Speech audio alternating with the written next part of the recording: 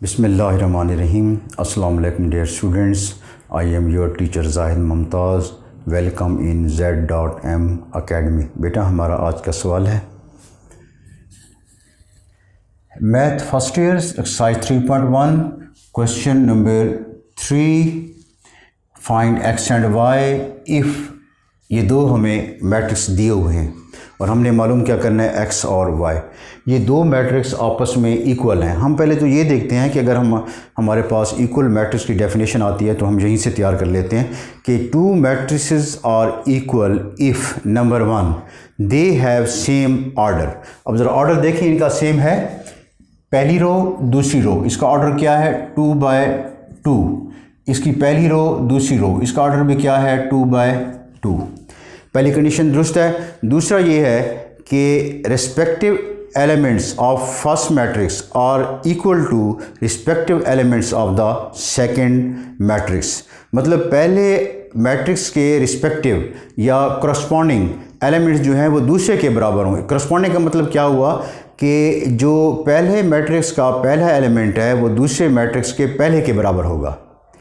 पहले मैट्रिक्स का दूसरा एलिमेंट दूसरे मैट्रिक्स के दूसरे के बराबर होगा। इसी तरह पहले का तीसरा और दूसरे का तीसरा, फिर पहले का चौथा और दूसरे का चौथा आपस में क्या होंगे, बराबर होंगे। जब ये कंडीशन दुरुस्त होगी तो फिर हम कह सकते हैं कि टू मैट्रिसेस आर इक्वल। इसकी मैं छोटी सी आपको एक मिसाल देता हूँ कि हमारे पास एक मैट्रिक्स है 1 2 3 4, एक और है 1 2 3 4। क्या बेटा ये दोनों बराबर हैं?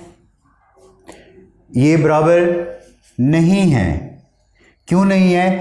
ऑर्डर तो दोनों का बराबर है लेकिन करस्पॉन्डिंग एलिमेंट्स इक्वल नहीं है। देखें यहाँ पहला पहले के बराबर है लेकिन दूसरा दूसरे के बराबर नहीं है, तीसरा तीसरे के बराबर नहीं है, तो इसलिए ये आपस में बराबर नहीं होंगे। अब हम ये देखते हैं, अपने क्वेश्चन की तरफ आते हैं। तो इसमें बुक वाले ने हमें कहा है कि दोनों जो मैट्रिक्स हैं इक्वल हैं, तो लिहाजा हमें तो कबूल करना पड़ेगा कि दोनों मैट्रिक्स क्या हैं, इक्वल हैं। अगर दोनों मैट्रिक्स इक्वल हैं तो उनके करस्पॉन्डिंग एलिमेंट्स भी क्या होंगे, इक्वल होंगे। हम यहाँ लिखेंगे कि सिंस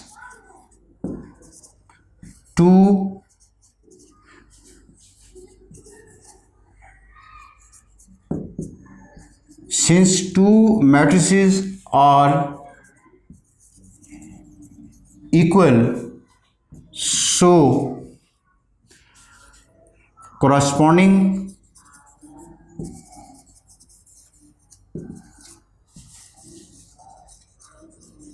elements are equal।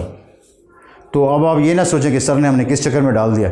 अगर आप ये इतनी बड़ी स्टेटमेंट लिखने से बचना चाहते हैं तो जस्ट आप ये लिख लें, implies that, क्योंकि दोनों मैट्रिक्स बराबर हैं लिहाजा अब करस्पॉन्डिंग एलिमेंट जब इक्वल हैं तो पहला पहले के बराबर होगा, तो x + 3 = 2।